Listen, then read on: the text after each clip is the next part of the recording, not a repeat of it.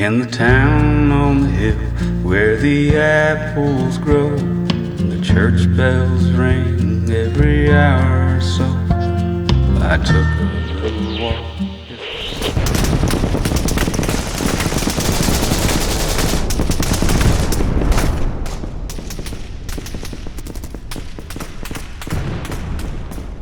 Welcome to the First Descendant Ultimate Starter Guide, a video that has everything from A to Z.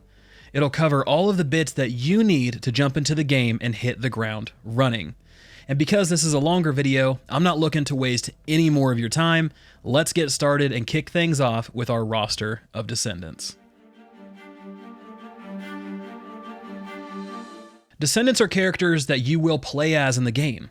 These come in all sorts of shapes and sizes, with different playstyles, strengths, and weaknesses. There are some unlock requirements for each one, but the game does let you pick from 3 at the start: Lepic, Viessa, and Ajax. And let's start there with Lepic. So Lepic is your typical soldier character. He's going to specialize in grenades and comes with an arm launcher that can nuke and burn enemies. His passive trait gives him a special get out of jail free card if you take lethal damage. So it'll save your life, but it does have a long cooldown. Ajax is our tank. He's basically a Void Titan from Destiny. He can create shields to protect allies, and his passive allows him to accumulate Void Energy when he takes damage. Once his Void Energy hits a certain threshold, he consumes all of it to enhance his skills. Viessa is our Frost Mage. She can freeze enemies and control the battlefield. Her passive allows her to summon ice spheres that orbit and deal damage to nearby enemies, so when you need crowd control, Viessa is a very, very good bet. Freyna is a poison caster. She has lower shields and health than others, but she can quickly inflict high amount of damage to groups of enemies with her poisons. She also has a castable shield that offsets her low defense and gives you a little bit of stoutness when you need it. And lastly, her passive allows you to increase all damage to enemies afflicted with poison. Next, let's talk about Bunny, sort of the spokesperson or like poster child for this game. Bunny is essentially an Energizer rabbit. She's built to be constantly in motion, and all her skills require you to be. As you move, you generate electricity, and this can be used to cast high damage skills. Her passive allows you to discharge electricity when you land after a double jump. Bunny has a pretty complex kit and requires a little getting used to, but she is a very high damage character. Sharon is a trickster assassin, and her playstyle revolves around camouflage and ambushing enemies with electric attacks. She can deal large amounts of damage if the enemy is targeting another player, so if you're a rogue type of person, be sure to use that to your advantage. Now, if you like turrets, Jaber is for you. So he can summon a healing turret and a damage turret. His passive is a good one, so if you have both of your turrets summoned at once, which most of the time you probably do, he gets an extra damage increase. Blair is a fire specialized chef who excels at dealing damage over time. His passive increases his critical hit damage to burned enemies, and his critical hit chance increases depending on the number of, quote, stoves that are deployed. Now, stoves are AoE hotspots that will deal damage to nearby enemies and inflict them with burn. These are applied whenever you use certain skills. Glay is an interesting character. So she has minimal defense and low health, but her skills allow her to go berserk and siphon health from nearby enemies. Her playstyle is very Jekyll and Hyde, and you'll need to know when to berserk and when to return to normal in order to maximize her strengths. Now, if you love water and you love massive AoE damage, then Valby is right up your alley. She's going to deal range damage, she can place puddles to teleport between, and has a big skill called Laundry Bomb that'll pull in enemies and apply a debuff to them. Now, her passive reduces her mana consumption as long as she's standing in water, so that's a plus. Now, she isn't nearly as tough as her tanky counterparts, but she also isn't quite a glass cannon either. Kyle is one built for Magneto fans. Kyle's your guy. He can cast magnetic fields to block attacks. He can build a special resource called Magnetic Force that serves as a buffer before his health or shields are consumed, and he can also fly. So, for those of you that liked Anthem back in the day, Kyle's probably going to be your go-to. We also have 3 unreleased Descendants that we've seen in various trailers, cinematics, and key art. The first one is Asimo. He seems like he's a brawler type of role. We see him ripping an enemy apart in the trailer. Now, this isn't confirmed, but it's just what we see from the clip. Next is Enzo. Again, not confirmed what his role is, but we do see him in the trailer using a hand cannon, ripping through enemies. Then we see him again with a mech hawk looking shield thing on his shoulder, so not really sure what his role will end up being. He might be an engineer along with Jaber. And lastly, we have Yujin. This character looks like a support type of role. He has a similar look to Valby, he looks sort of like a medic, and I think he might be the first outright healer that we have on the roster. Then we have our Ultimate Descendants. Ultimate Descendants are special variants of existing Descendants, but they come with a unique look and increased stats. So far, we know of 5: Lepic, Viessa, Ajax, Bunny, and Glay. So next, let's talk about the world of First Descendant, starting with Albion. Albion is the town hub for all things Descendant. Here, you can interact with vendors, progress the main story, launch side missions, group activities, check your mail, and store items in your vault. You're going to be spending a lot of time in Albion, so get familiar with where things are laid out and some of the shortcuts that exist throughout the city. Outside of Albion, we have 8 biomes to explore. These will vary in appearance, enemies, and content. The main story will take you through each one of them, but at first, you'll be exploring Kingston to get things started. Now, out in the world, you're going to run across a few things you can interact with: chests, public events, and missions. So world missions are like patrols. You can activate them by interacting with these floating devices. These will start the mission, and other players can join in at any time. These missions will grant some rewards as well as progress the main story. Now, some of these world missions are tied into special side quests that'll unlock certain weapons, Descendants, or give you rare materials. So be sure to look at the rewards to find the one you're after and make sure you're spending your time wisely. Then there are also some missions that encourage you to group up. Now, from my experience, you don't have to play with other people, but if you do want to, there will be matchmaking available for these. And the nice thing is, you don't have to wait to start the mission. There's a join in progress that'll put players with you wherever you are on the current objective. And not to be confused with group missions, we also have group content, which is special instance content that can be launched from NPCs in Albion. So let's go ahead and change gears and explore those next. So, number one, out of the gate, the devs did recommend collecting as many Descendants as you can, which is sort of a no-brainer that makes a lot of sense.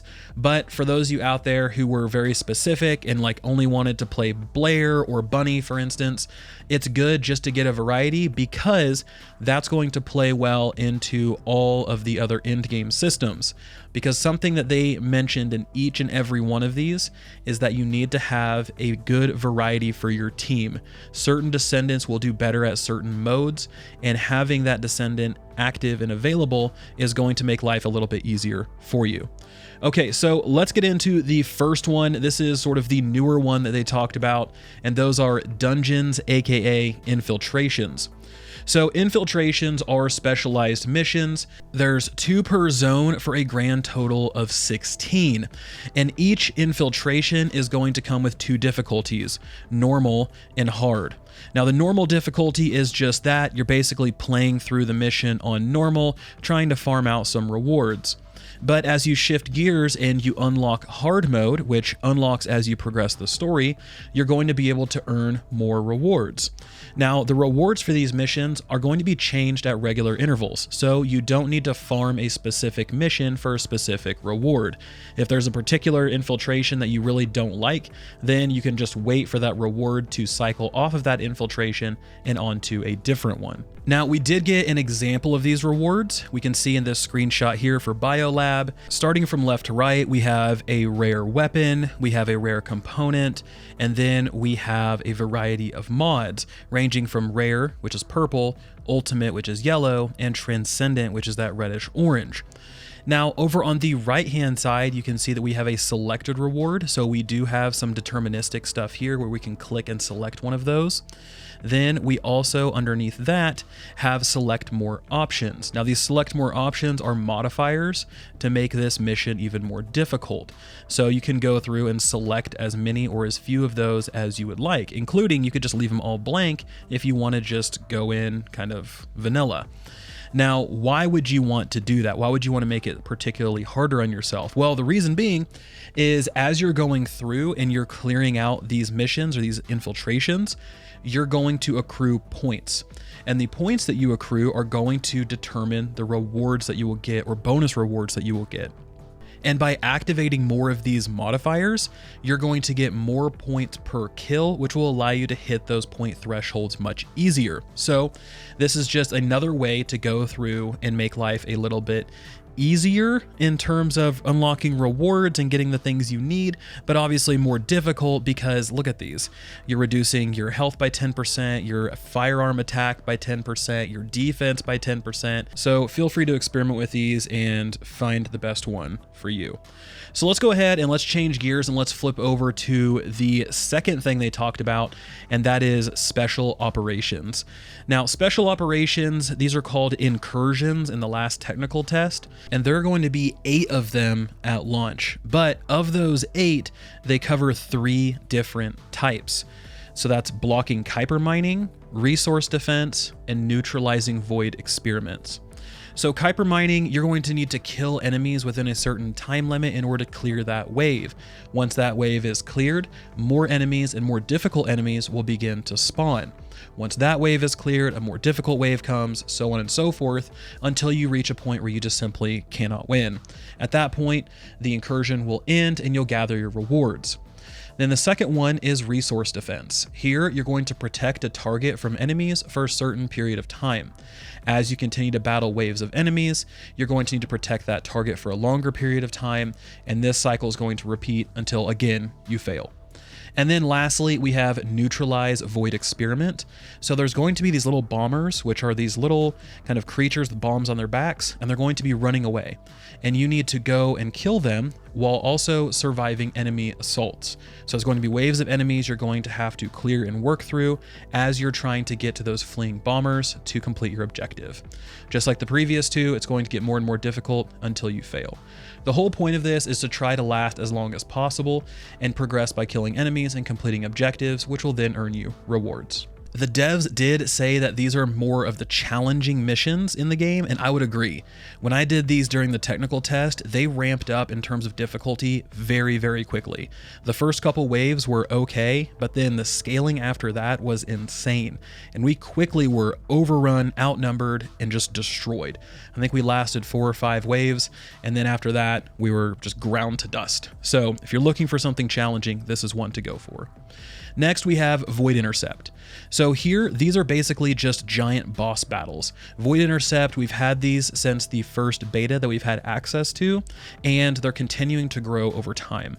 So these boss battles, they bring unique mechanics to the fold. You're going to have to use specific strategies in order to defeat them, and this is really where the dev team hammered home the concept of bring a variety of Descendants each run to make sure that you have everything you need, whether that's clearing out AoE, whether that's single target damage, whether it's crowd control, protection, defense, all of those different things. You don't want to just run in there with a glass cannon team because they account for that, and some of these bosses will absolutely crush that team to dust. So making sure to bring a varied team is what you want to do. Now, why do you want to run Void Intercepts? What's different between the other 2? Well, Void Intercepts are a fantastic place to farm for materials to unlock Descendants and ultimate weapons. We've seen this during the technical test and the betas. This is the spot you would go to grind out Bunny unlock materials, Glay unlock materials, Blair unlock materials. All of the different Descendants have at least one material tied to Void Intercepts, so this is a system you definitely do not want to skip out on. Now that we've talked about the group content, let's talk about how we can use all of the loot that we got during those runs, starting with equipment.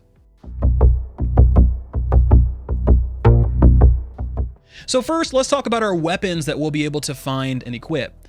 Like those other games, these do come in a variety of flavors. We have common, rare, ultimate, and transcendent. Common is gray, rare is purple, ultimate is yellow, and transcendent is red. Now, in my personal opinion, I really wish they would have stuck with the regular array of colors here, where common is gray, rare is blue, ultimate is purple, and transcendent is yellow, but it is what it is. At the end of the day, it's not a huge deal. Now, every weapon will have a baseline stat system. You have DPS, attack, magazine size, and fire rate. But rare weapons and up come with extra affixes to look for. Now, these are bonus stats that'll help make the weapon more valuable.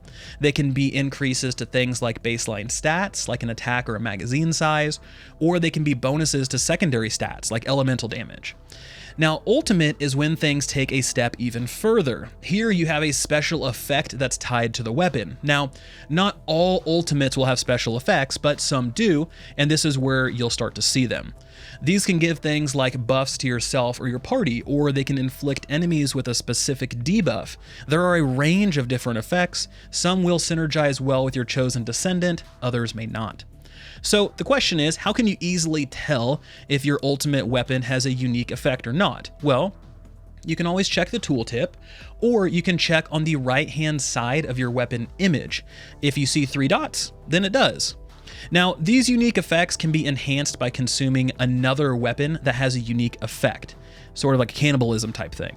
This enhancement will increase your stats, and you can even take your previously enhanced weapon and carry that progress over to a higher level one in the future, so you're not wasting any of that enhancement investment that you've put into that weapon.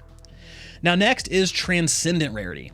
So we don't have too many details on this rarity quite yet, but we do know that they come with a higher range of affixes than previous rarities, and they'll also have a unique effect as well. So we have seen a couple of these in previous betas, but I believe they're all tied to components or even a reactor.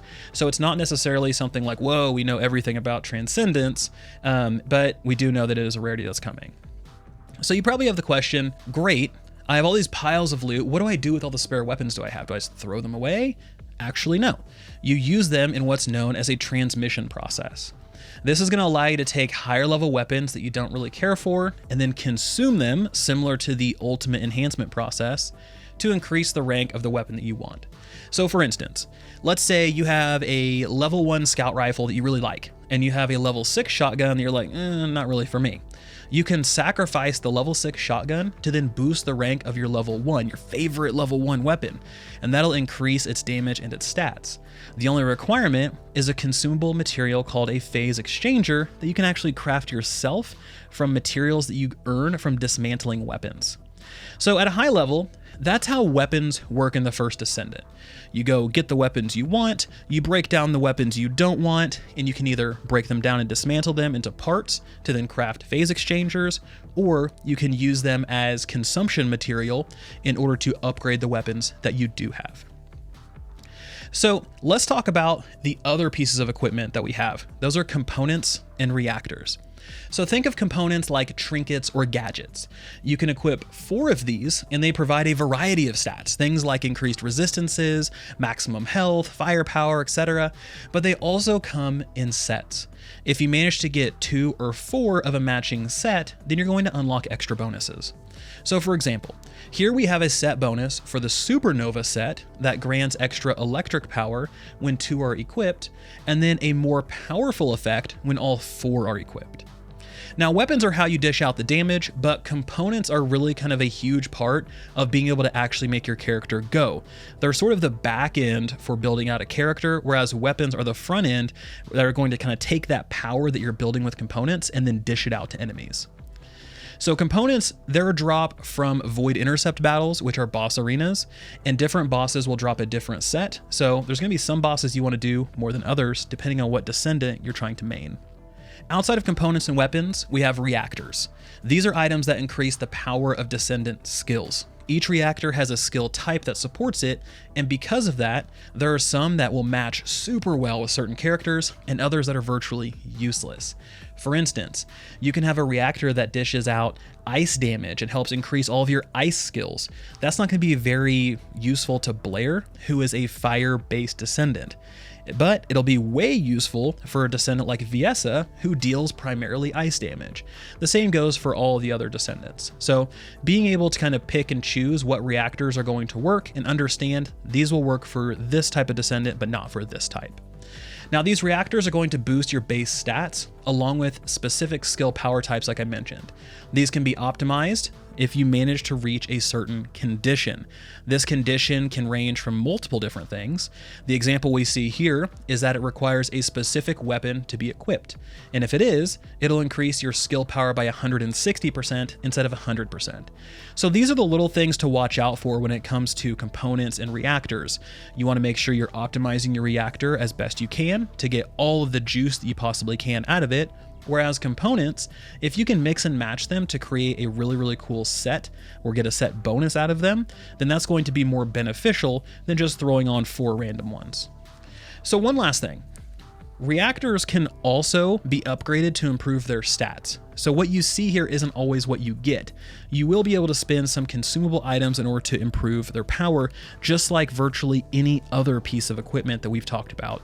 Now that we know what equipment looks like, let's talk about the module system. Modules are used to outfit your Descendant to do all kinds of interesting things.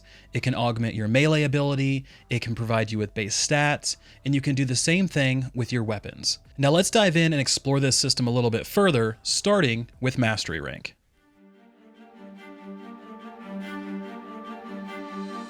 So when you unlock and use one of your Descendants, you're going to build up something called Mastery Experience over time. When you fill up your Mastery bar, you can return to town, Albion, and you can perform a Mastery rank up. And if you reach a point where you're going through a mission and your Mastery bar is full, but you need to continue doing what you're doing, you don't have to worry about losing any experience. It just rolls over into the next Mastery rank. Now, once you improve your Mastery rank, you do get some pretty nice bonuses. You get increased module slots, which we'll get to, module capacity, and inventory and storage slots for equipment, giving you a chance to carry even more stuff, which in a looter shooter is always good. So that's what goes into the mastery process for Descendants. It's incredibly straightforward and easy to understand. Use the Descendant, reach a point where you can level up your mastery, and then get all the benefits from it. But let's talk about how we can take advantage of those new benefits with something called modules. So modules are items that you can attach to your weapons and your Descendants in order to increase their stats. Now these are specific to certain weapons and Descendants, so you do need to match the type in order to use them, so please keep that in mind. Now for weapons, you can equip 6 modules each, which honestly is quite a bit. To view the modules, you just have to hover over the tooltip and then open the modules to see them. And then from here, you can set a preset for each weapon name. Now this is a little weird, but essentially what this means is if you have a level 1 Devil's Call SMG, and then you find a level 9 Devil's Call SMG, it'll retain the same modules, so you don't need to move anything around, which makes life a little bit easier, especially if you're constantly switching weapons around. Now, whenever you equip a module, you're going to see those applied values on the left, and this gives you sort of a total impact of all of your modules, and that helps you sort of make good decisions, knowing if this module is going to be a net positive or maybe even a net negative. Now, when it comes to Descendants, you do have 6 module slots, but you also have something called a skill module and a sub module. Now, skill modules are going to modify how your skills actually work. So for instance, we can see hypothermia here. This is going to swap VS's Ice Shackle debuff to something called Ice Needle, which ultimately just swaps your crowd control for a damage over time debuff. Now, sub-modules will allow you to perform different melee attacks, so you do have to slot these in order to actually melee. These will also change how melee works. So here's an example of Shock Punch for you to see exactly how this thing kind of stacks up. Now, just like weapons and components, you can also dismantle and enhance modules, which is great. There's a lot of layers of progression in this game, and really, this is just another one of them.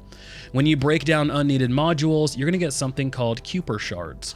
These can be used to enhance modules, as well as gold. You have to have a gold currency in order to do that as well. Now, increasing or enhancing these modules will increase the stats, but it'll also increase the capacity cost, meaning it's going to eat up more space in your module capacity, which may cause you to have to make some sacrificial choices. Do you want to increase the stats and therefore capacity of this particular module, knowing and understanding that you might not be able to equip a different module that you had targeted? Who knows? It's going to come down to your build, your playstyle, and your preferences. So next we need to talk about mod sockets and mod types. So for mod sockets, just like in Warframe, if you match a mod socket type to a mod socket, then it's going to reduce its capacity cost. You can use this to your advantage to equip more modules. You can see a screenshot here as to how this sort of works. Red is bad and means it's going to be an increased cost because it's not matching, whereas green is good and it's going to give you a reduced cost because you're playing along and you're matching the type to the socket. Now, modules do have some restrictions, like I mentioned. You can only equip one module of the same group, meaning you can't equip a lot of attack modules. You can equip one attack module, and then from there, one accuracy module, so on and so forth. You can also only equip as many modules as your capacity allows, which, remember, is determined by your mastery rank or by acquiring a crafted material called energy activators. Energy activators can be crafted through your research requests. We have two topics left to cover. One is the battle pass and how that whole thing works, so we'll cover that.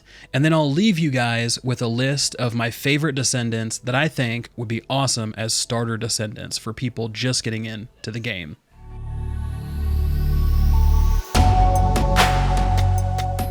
So the battle pass for the First Descendant is very much what we see in other free-to-play games, and it looks like it mirrors Destiny pretty closely. You have a premium track and a free track. Both of these contain resource items, boosts, and a free ultimate weapon. Now, the premium pass gets the weapon immediately, while the free pass gets it much later on. I didn't see anything egregious like with the paint system, so it's neither a high or low for me. This is just a traditional, typical battle pass that we see in free-to-play games these days. Now, shop prices, this is going to be something that I know a lot of people are going to ask questions about. The prices of shop items, we don't really have a context for them. Some things are 750 caliber, some things are 1250 caliber, some things are 225 caliber. We don't know how expensive or cheap these are because we don't know the price per caliber yet. And because we don't know that, we have nothing to base this around, so we have no context around the different price structures. So until we know what caliber is going to cost, we can't really speak as to whether these things are expensive or cheap. To wrap this up, I'm going to leave you guys with a list of 4 Descendants that might be really good starting ones based upon their kit, as well as my experience with them during all of the different technical tests that I've been a part of.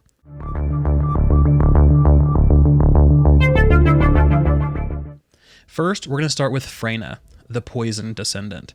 She is fantastic for group clear, and with her ultimate ability, she has insane burst damage. If you're somebody who really likes to wipe out large groups of enemies, Freyna is one that you want to look for. Next is Ajax. He's perfect for protecting the team with shields and making sure that you guys last a little bit longer or withstand a barrage of attacks if you're doing group content. Jayber is a great addition to the team for both his healing and his off DPS using his turrets. Don't sleep on him, because even when those things are on cooldown, he's still able to push out some decent damage with his ultimate. And lastly, we have Sharon. She has incredibly high burst damage, and she can blow through health bars incredibly fast. So everyone, I hope you've enjoyed the Ultimate Starter Guide for the First Descendant and you learned something, whether it's one thing or everything. As long as it was valuable to you, it's valuable to me. Thank you all so much for watching. This has been Vulkan, and I'll talk to you guys next time.